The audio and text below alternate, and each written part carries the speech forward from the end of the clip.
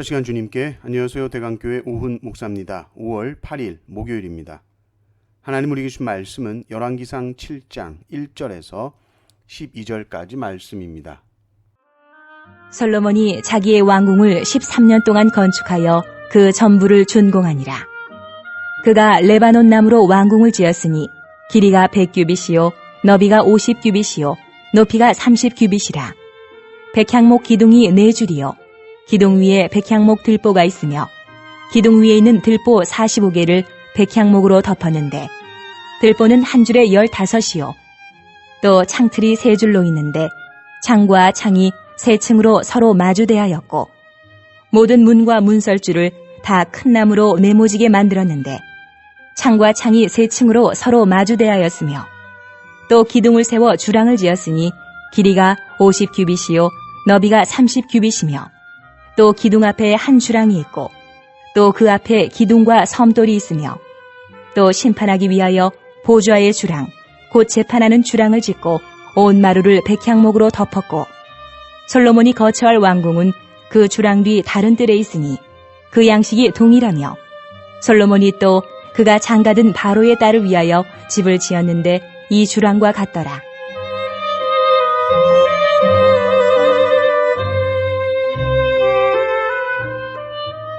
이 집들은 안팎을 모두 귀하고 다듬은 돌로 지었으니 크기대로 톱으로 켠 것이라. 그 초석에서 처마까지와 외면에서 큰 뜰에 이르기까지 다 그러하니 그 초석은 귀하고 큰 돌, 곧 10규빗 되는 돌과 8규빗 되는 돌이라. 그 위에는 크기대로 다듬은 귀한 돌도 있고 백향목도 있으며 또 큰 뜰 주위에는 다듬은 돌 3켜와 백향목 두꺼운 판자 1켜를 놓았으니 마치 여호와의 성전 안뜰과 주랑에 놓은 것 같더라. 아멘. 오늘 본문은 솔로몬이 성전을 지은 후에 이제 자신의 궁전을 짓는 장면입니다. 아, 솔로몬이 자기 집 지었구나라는 단순한 건축복으로만 생각하면 안 되죠. 이 안에는 하나님과의 관계, 삶의 우선순위, 신앙의 중심이 어디 있는가 점검하게 하는 내용들이 들어 있습니다.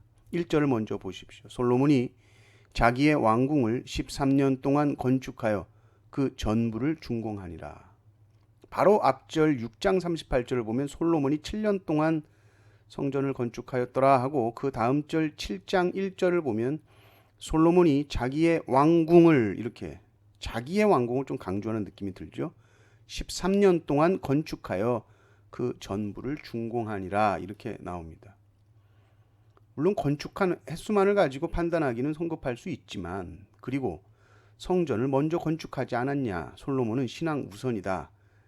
그리고 궁전이라는 것은 예배만 딱 드린 성전과는 다르게 복합적인 기능을 다 수행해야 되기 때문에 부속 건물도 많고 건축 기간이 이 시간이 많이 들 수밖에 없다.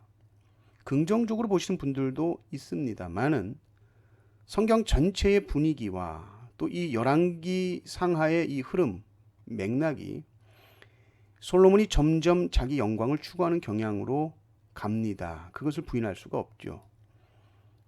성전 건축을 7년 동안 한 후에 왕궁을 13년 동안 건축한 이야기, 이것을 굳이 기록한 것은 솔로몬이 하나님 중심에서 점차 자기 중심으로 옮겨가고 있는 모습을 은근히 드러내고 암시하고 있는 것입니다.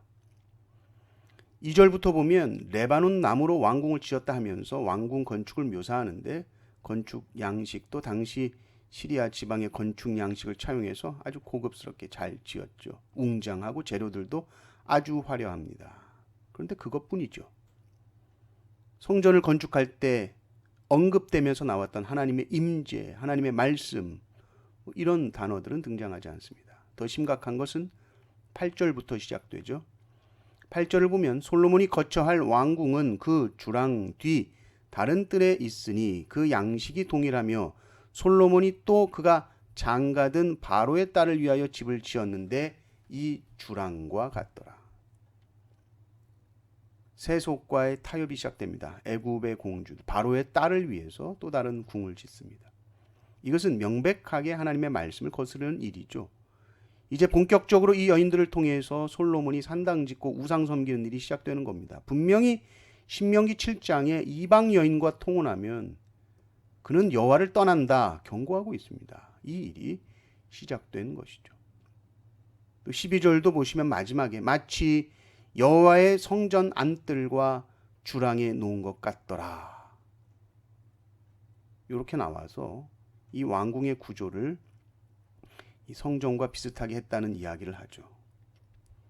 이것도 긍정적으로 해석하는 분들이 있습니다. 그러나 많은 개혁주의 학자들은 부정적으로 봅니다. 성전과 왕궁의 경계를 모호하게 했다. 그래서 하나님과 자신을 동일시하려는 이건 위험한 일이다. 위험한 신격화가 시작된 것이다. 인간의 권력을 신성화하려는 시도다. 이렇게 보죠. 이 흐름이 쭉 계속 이어지는 거예요. 결국 열왕기하에 남유다가 멸망할 때까지 이 기조가 흘러가는 겁니다. 솔로몬이 지은 성전과 왕궁을 봅니다.